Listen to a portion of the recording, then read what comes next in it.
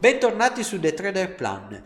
Oggi vedremo come si è evoluta la situazione con gli spread che abbiamo aperto qualche giorno fa con Bitcoin ed Ethereum. Quindi vi faccio vedere subito la grafica che appunto spero che vi ricordiate. Quindi abbiamo il Bitcoin contro l'Ethereum. Questi sono due grafici daily, ma si possono anche mettere in formato appunto H1. Abbiamo una situazione in cui il Bitcoin sta sovraperformando l'Ethereum ed era quello che ci interessava a noi, perché negli ultimi trade eccolo qua, abbiamo comprato il Bitcoin e venduto l'Ethereum. Per la logica dello spread appunto si va a scommettere tra virgolette sul valore più forte tra due strumenti. Noi avevamo individuato quindi questa opportunità data da una curva che doveva salire di valore, come notate appunto sta salendo negli ultimi giorni, e in formato daily invece è ancora abbastanza laterale. Noi avevamo fatto un trade nell'operatività veloce, quindi abbiamo un trade buono, sta guadagnando circa 120 euro, e due trade del passato che avevo aperto tempo fa, così anche durante dei webinar, che ancora devono essere in qualche modo coperti. Se io chiudessi tutto tramite il tasto close all, il mercato, ecco vedete, ho attivato l'expert, lui ha chiuso l'operatività sugli ultimi due perché ha raggiunto il target che ci interessava, mentre gli altri due appunto rimangono scoperti. Questi due, mentre stava un target di 100, in effetti lui è arrivato. Ora, se questi due dovessero riuscire a recuperare, magari io metto un semplice target di 10 euro, quindi se nell'insieme questi riuscissero a recuperare, andremo quindi a guadagnarci da questo fattore. Purtroppo questo è difficile che possa avvenire oggi, perché erano due posizioni contrarie rispetto a quella che appunto avevo valutato, quindi questo rialzo andava bene e lo stavamo catturando, mentre quest'altro è un'operazione contraria. Possiamo comunque cercare di ancora essere, diciamo, longer di appunto Bitcoin e short di Ethereum se volessimo, ecco, mantenere questo tipo di operatività, oppure decidere un attimo di prendere un po' di fiato e capire cosa fare al prossimo trade.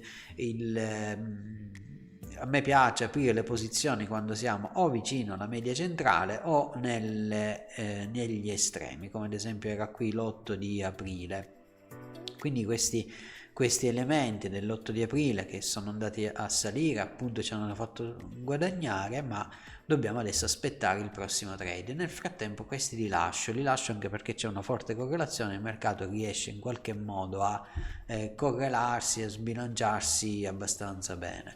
Se invece volessi creare subito una copertura, perché so che sono nella parte opposta e che il mercato sta tentando di andare nella parte rossa, allora potrei di nuovo riazzardare appunto l'ipotesi di apertura. Potrei farlo con ad esempio un lotto minimo di buy di Bitcoin e sell di Ethereum. Questo andrebbe un po' a bilanciare la posizione. Potrei andare ad essere un po' più aggressivo e dire ok, vado a fare mezzo lotto, quindi di mezzo lotto di Bitcoin, e mi apro quasi sono 20, quindi 10 di Ethereum, quindi vado ad essere un po' aggressivo, e questo significa cerco di coprirmi questi, e con questo trade cerco di andare a creare tutto il profitto che mi serve. Quindi anche qui ad esempio, se volessi essere un po' aggressivo, clicco su open, il mercato subito va ad aprirmi il Bitcoin buy e l'Ethereum sell. Ripeto, questo è un esperimento didattico perché lo abbiamo appena chiuso, quindi non è il caso di chiuderlo e riaprirlo, ma se appunto è un'idea di base che potrebbe essere vantaggiosa per muoversi in questo senso. Vedete adesso lo spread pagato all'inizio appunto della posizione, è normalissimo questo, è quanto appunto il broker applica di spread come qualsiasi altro trade. E qui è un po' più corposo perché comunque stiamo comprando mezzo bitcoin, cioè 35.000 euro, quindi pagare 40 euro di commissione su 35.000 euro investiti,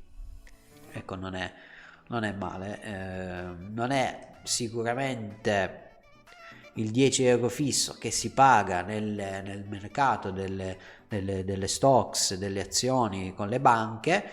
Qui siamo all'interno di mercati Bitcoin, quindi non regolamentati, però appunto funziona così e non c'è di meglio, sicuramente non c'è di meglio neanche quando si va a lavorare negli exchange. Comunque sono ancora un po' cari, ma a parte questo a me non interessa il fatto che siano cari, perché mi interessa il fatto invece che siano volatili e che abbiano quella giusto rapporto di volatilità che mi permette di chiudere gli spread.